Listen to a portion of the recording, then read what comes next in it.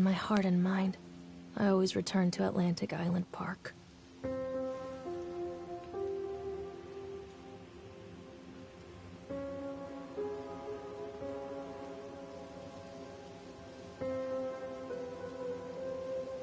Where's Mr. Bear? I haven't seen Mr. Bear, Callum.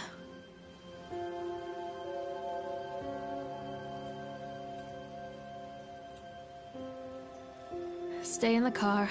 I'll go and ask information.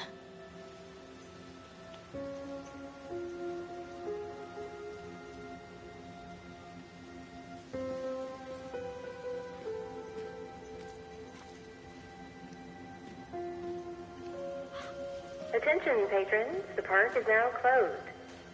Please make your way to the car park at your earliest convenience. Employees prepare the park for shutdown.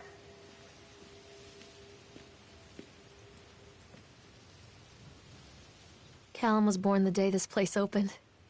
This is his favorite place in the world.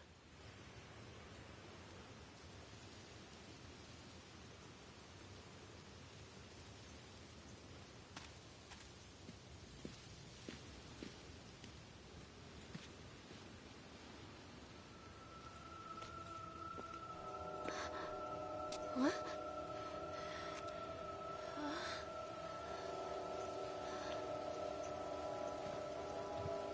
Hey, Lorraine. Lorraine. Don't blame yourself, Lorraine. People lose things all the time. Take a deep breath and think about the last place you saw your son's teddy bear. Hey, stop! I think your boy just ran into the park. I'll unlock the gates for you.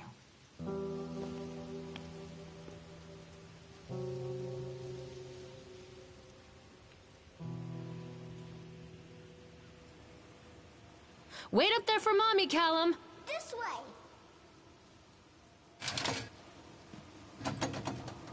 Wait for Mommy, Callum! Catch me, Mommy!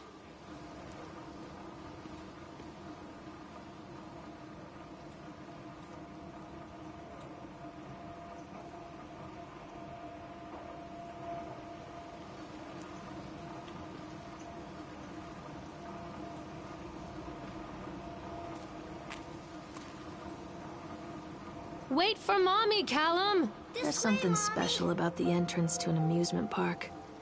A line drawn between the real world and the world of whimsy within. On this side, the apathy of our everyday lives. And on the other, anything we might dare to dream. It's no wonder Callum ran back inside. I wouldn't want to leave either. Attention, employees. The park is now closed. Have a safe journey home.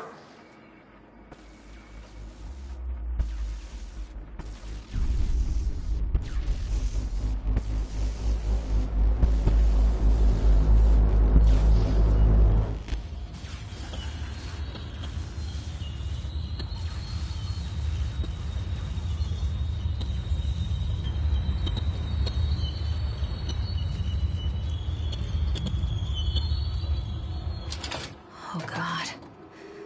The park. What happened here?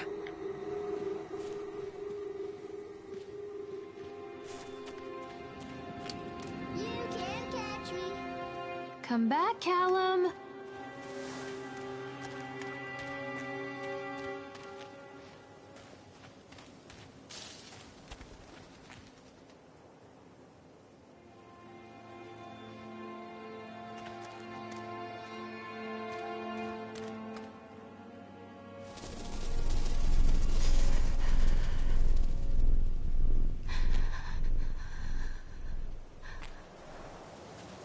Come back, Callum!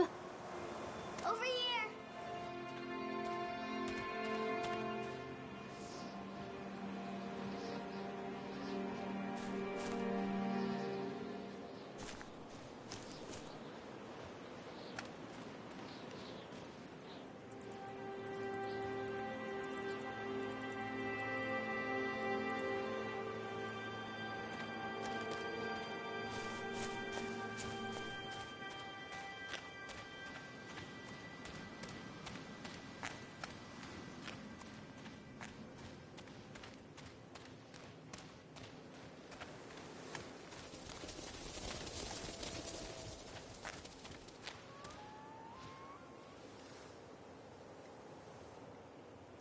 think this belongs to Callum.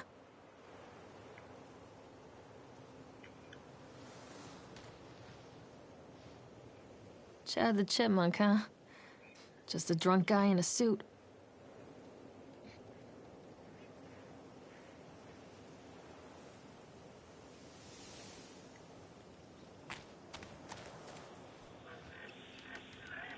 What is this about?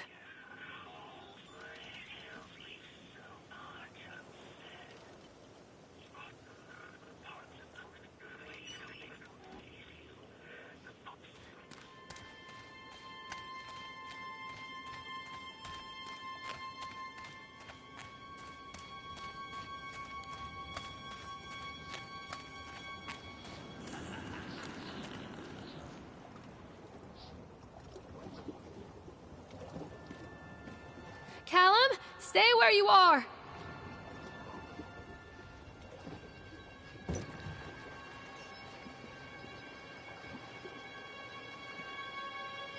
Come on, Mommy.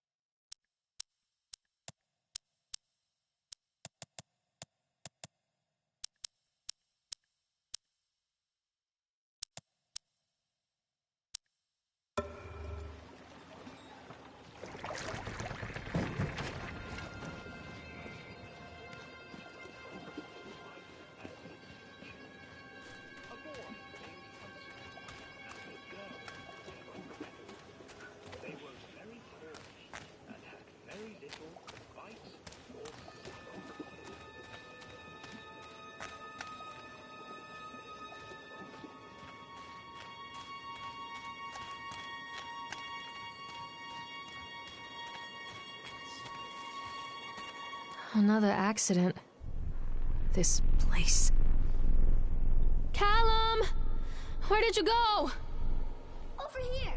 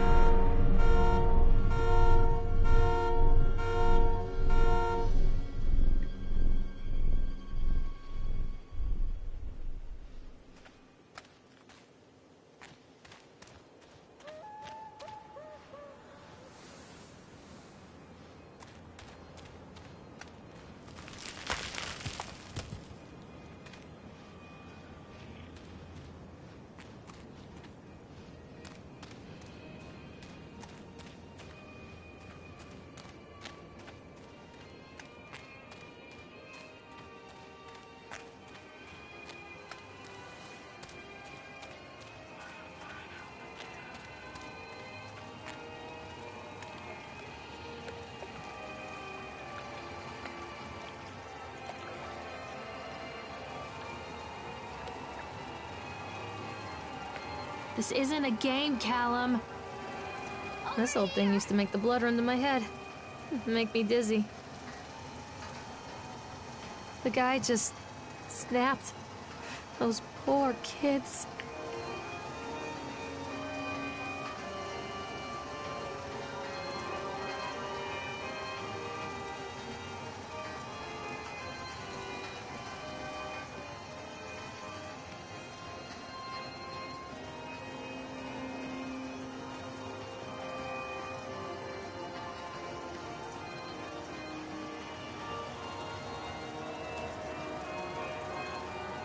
Oh, I remember this.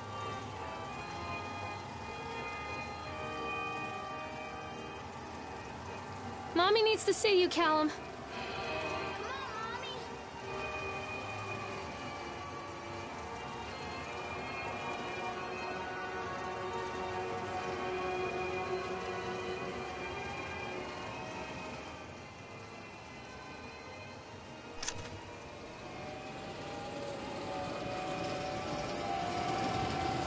I can't get on while it's moving.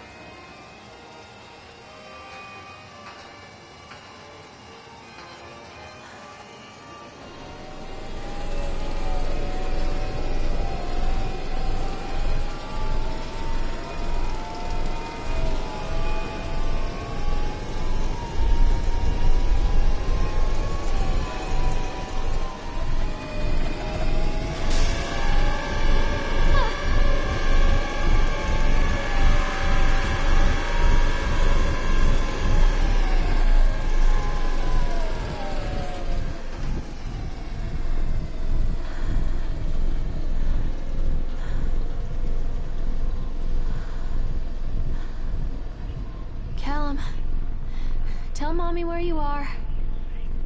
Come on, this way.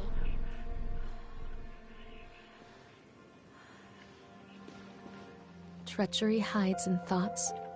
Treachery that lashes like a whip and scars our insides. The first time I saw Callum, my thoughts betrayed me. I looked down at this wrinkled, red, bawling thing and I thought, is that it? We build our world from expectations, and the world that I had built for Callum was no different. He was so real, so there, and so far from my expectations. And they shattered, and as they fell in pieces, that one treacherous thought became a new foundation. All of the love that we shared, all of the warmth and goodness that followed, built on a single, traitorous thought.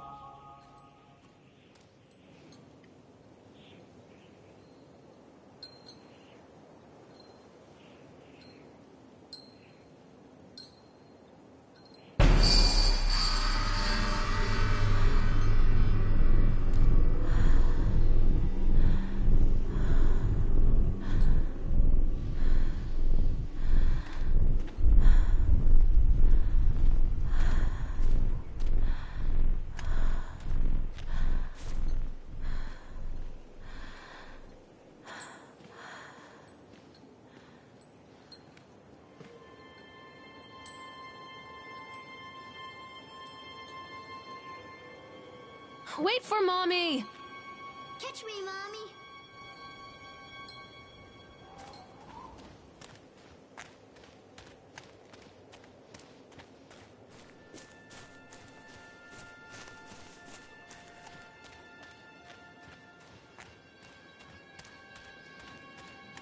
Constant crashes and 80s music. Guess it floats someone's boat.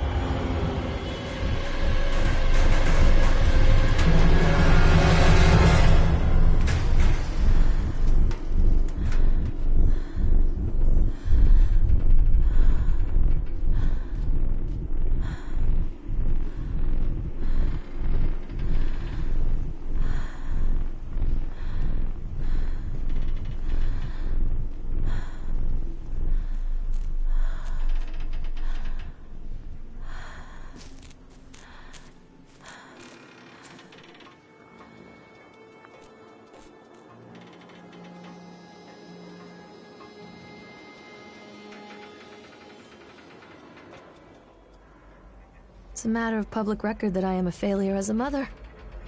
Once, when Callum was very small, I left him asleep in the car while I ran an errand. Don't even remember what it was. When I came back, the sheriff was standing next to the car, watching my boy through the window. I didn't like what I saw in his eyes. Judgment.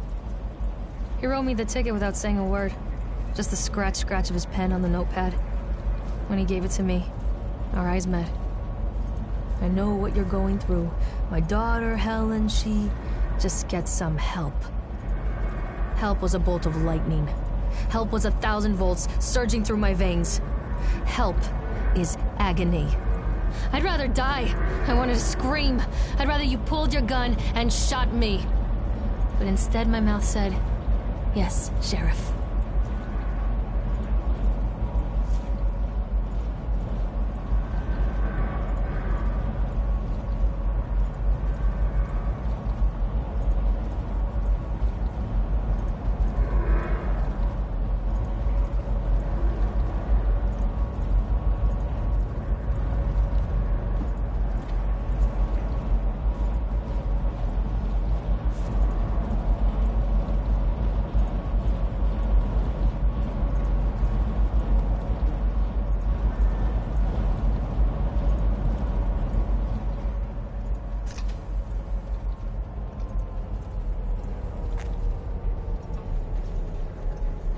Can't get on while it's moving.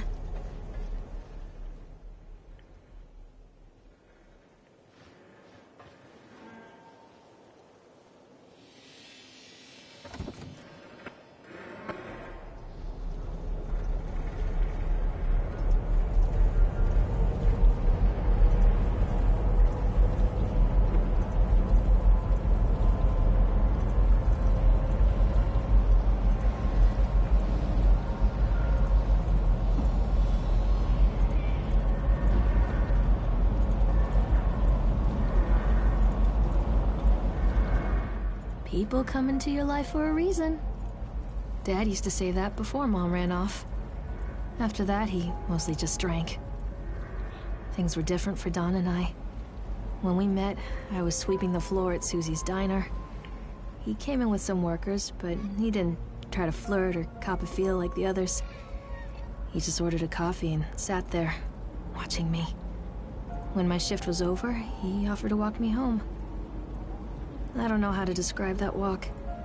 We talked and laughed and eventually kissed. It felt like love. It felt like a fairy tale. I can't tell you if Callum was made that night or one of the ones that followed, but I think it has to be that night. That one perfect night. Don and I moved in together, but then, well, he died. According to the supervisor, his safety harness failed when he was working on the top of the Ferris wheel. Don was there one moment, and then gone. Sometimes people leave your life for no reason. I was 3 months pregnant with Callum. Fairy tale fucking over.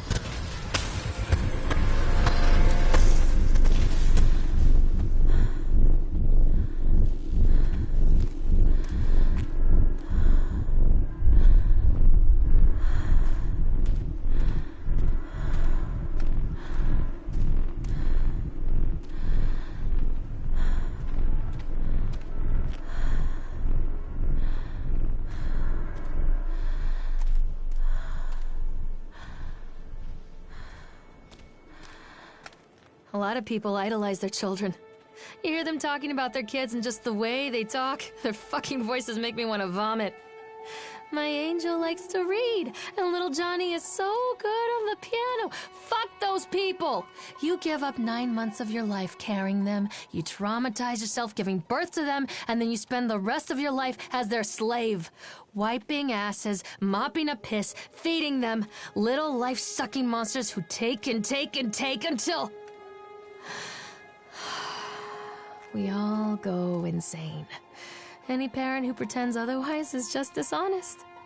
That's called choice supportive bias. I am honest. Callum really grinds my gears, and he owes me everything. Everything! It'd serve the little fuck right if I just abandoned him.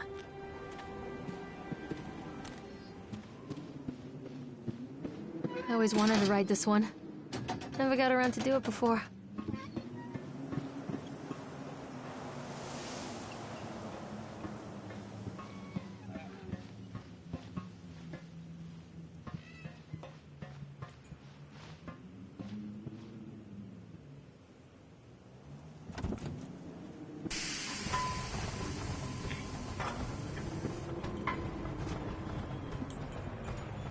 What do you want? We need to talk about Callum. What do you mean? What have you done to him? That's insulting. You and your boy are everything that this place doesn't want. The antithesis of what we stand for. Where is Callum? The poor child. He tried so hard to do what he was taught. He even left you a trail of breadcrumbs. But the park is just so hungry. Tell me where my son is. The witch has him now. Has both of you. No happy ending here, I'm afraid. Just leave me alone. Fool. You always were.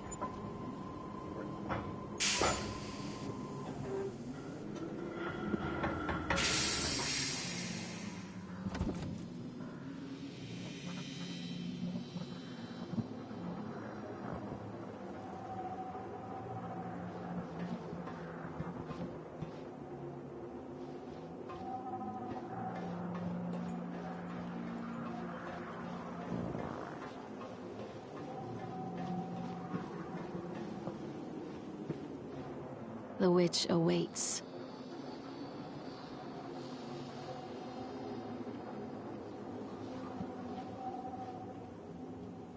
I can help you, Callum.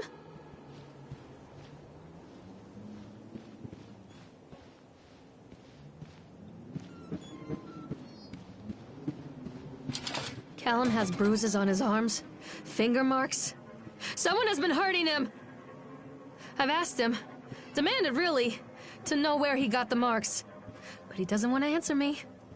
Something has scared him into silence. He doesn't dare talk. He's been changing too. Something sinister lurks in the darkness behind his eyes. I catch him staring at me at odd moments. In the night, he tosses and turns and cries out words that I cannot understand. When I try to soothe him, he snaps and bites at my fingers. I think he wants to talk to me. I think he wants to tell me. But they are watching him every minute of every day. They are whispering to him in his sleep, changing him. They are taking my baby away from me. I can save him. There will be pain. But I love him, and in the end, he will understand why.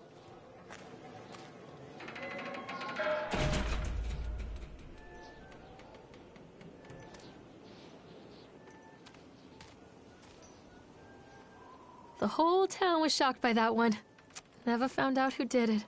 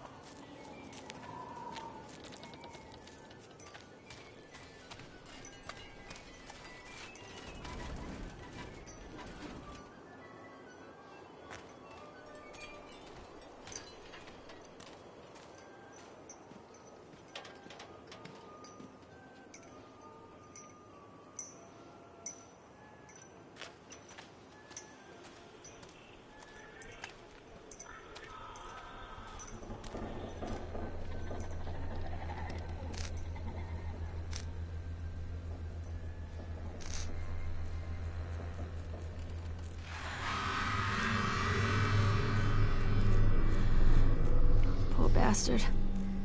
Who did this to him?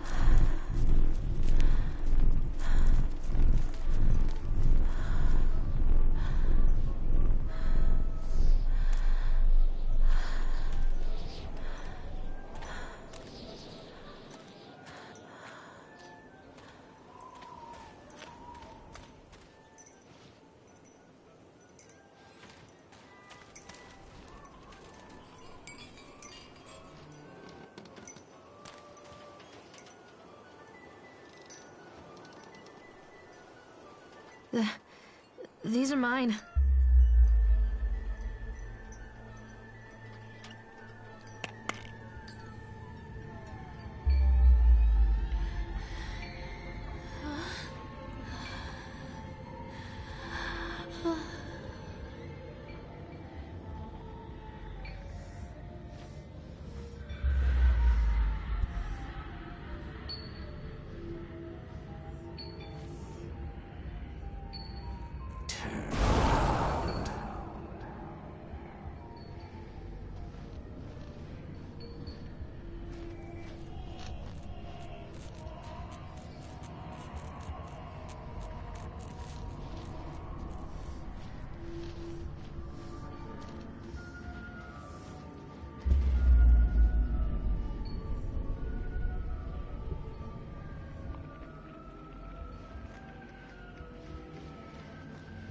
Don't touch me!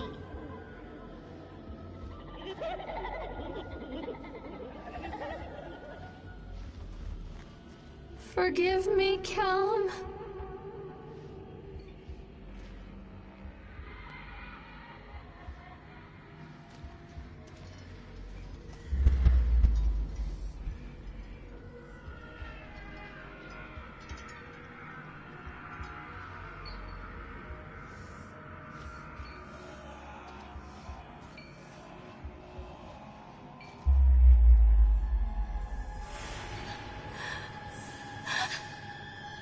No.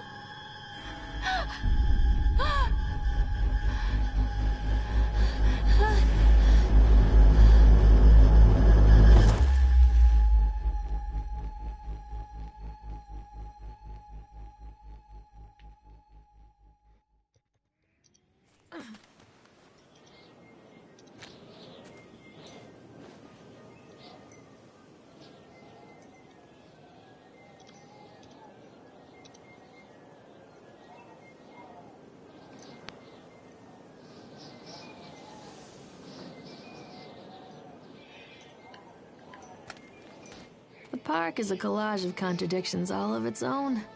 Millions of people die every year in car crashes, and the park has little cars designed specifically to simulate that action. Hear the children scream with joy. In the sideshow alley, you can walk away with 15 cents worth of mass-produced Chinese teddy bears, while a grinning carny pockets your hard-earned $5. What secrets lie beneath the sullen waters of the lake? The tears of jilted lovers, the soiled condoms of illicit affairs, the clotted blood of the lonely suicide. And the face of the witch looms over it all. I've always despised her toothy grin and warty nose. I hate that sparkle in her weathered, watchful eyes. I think Callum is waiting for me. Inside.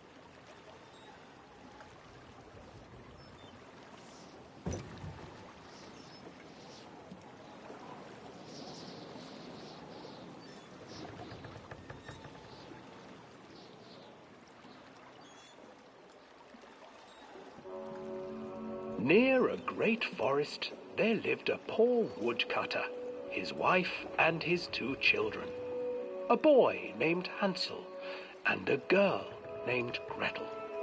They were very poor and had very little to bite or sup.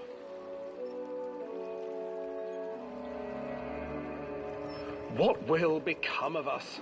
the woodcutter asked his wife one night. "I tell you what, husband, we will take the children into the thickest part of the forest tomorrow and abandon them there."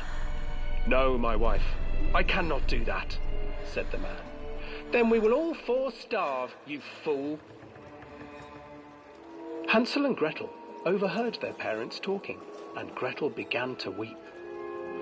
"Do not fret, Gretel," Hansel said. He crept out of the hut and gathered white stones from the ground to fill his pockets.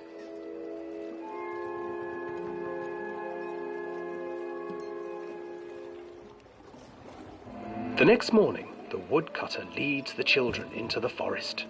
Before they leave, their mother gives them a slice of bread and warns them that they will get no more food that day. Clever Hansel leaves a trail of white stones behind them as they pass into the woods. When their father leaves them, the children wait a while, then follow the trail back to their parents' house. After receiving a thorough scolding from their parents for getting lost in the woods, the children are sent to bed without any supper. Hansel tried to sneak out and collect more white stones, but found that the door was locked. "Tomorrow I will take them into the woods myself," the wife told the woodcutter. In the morning, their mother gave them a slice of bread and led them deep into the forest once again.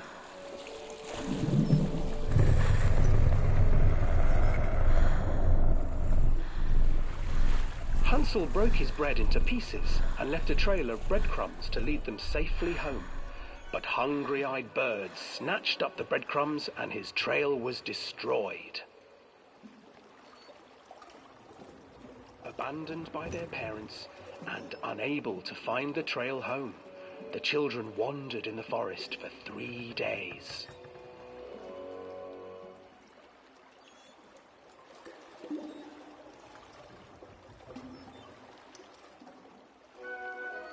The children stumbled into a clearing with an exceedingly strange house. Its walls were made of gingerbread, and its windows were panes of clear sugar. Hansel, desperately hungry, ran forward and began to nibble on the walls.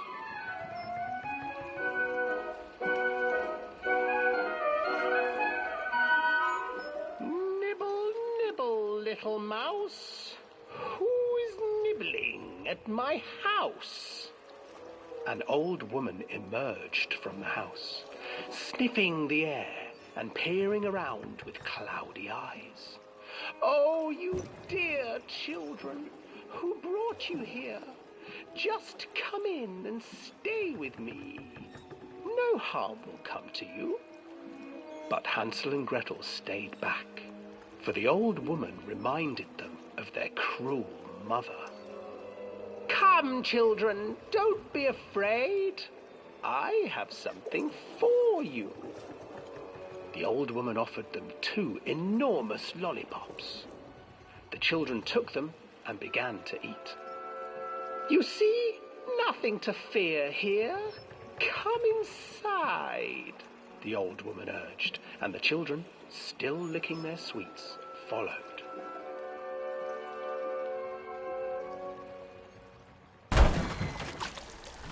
Once inside the house, the old woman changed. She stuffed Hansel into a cage and put Gretel to work, sweeping and cleaning her hut. "Your brother will make a good mouthful," the old witch told Gretel. "Once he is fattened up, I shall feast upon him."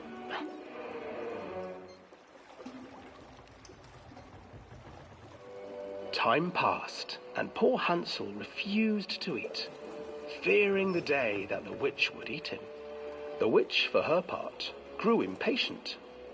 "Today I will cook and eat your brother, Gretel. Climb inside and light the oven." But Gretel pretended not to understand. "I do not know how. Where is the opening?" "Fool," the old witch said. "The opening is here." And she moved to show Gretel. Seizing her courage, brave Gretel gave the witch a shove, and the old crone tumbled forward into the oven. Gretel slid a large iron bolt over the door to the oven. Gretel freed her brother Hansel, and together they lit a fire beneath the oven. And though she screamed and begged, the children sat by the oven until her screams had stilled, and the witch was cooked. And then, because even children can't survive on sweets, they divided up the body of the old witch and ate her.